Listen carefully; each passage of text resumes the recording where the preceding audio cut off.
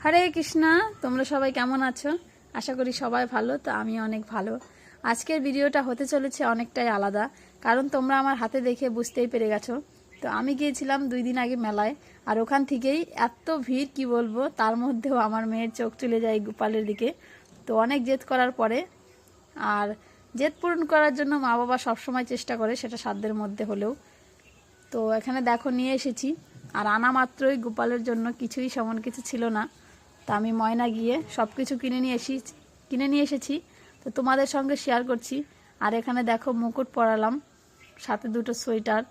দেখতে আর কি বলবো, খুব সুন্দর ছোট ছোট জিনিস, দেখতে খুব ভালোই লাগে। কিনে নিয়ে এসেছি, তাই তোমাদের সাথে শেয়ার করলাম। আর কার কার বাড়িতে গোপাল আছে অবশ্যই কমেন্টে বলবে, আর গোপালের জন্য একটা লাইক অবশ্যই করবে, আর সবসময় পাশেও থেকো। আর যারা নতুন দেখছো আমার ভিডিওটা, তারা আমাকে পেজটাকে ফলো করে দিও, পাশে থেকো। আমি তোমাদের সব সময় সঙ্গে আছি।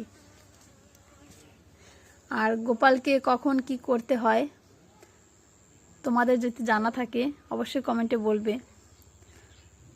আর দেখো এখানে জামাগুলো কি সুন্দর, মানে পরিয়ে দেখলে অনেকটাই ভালো লাগে। আর এটা আমার হাতে একটা সোয়েটার, কারণ এখন ঠান্ডা, গোপালের জন্য সোয়েটার এনেছি।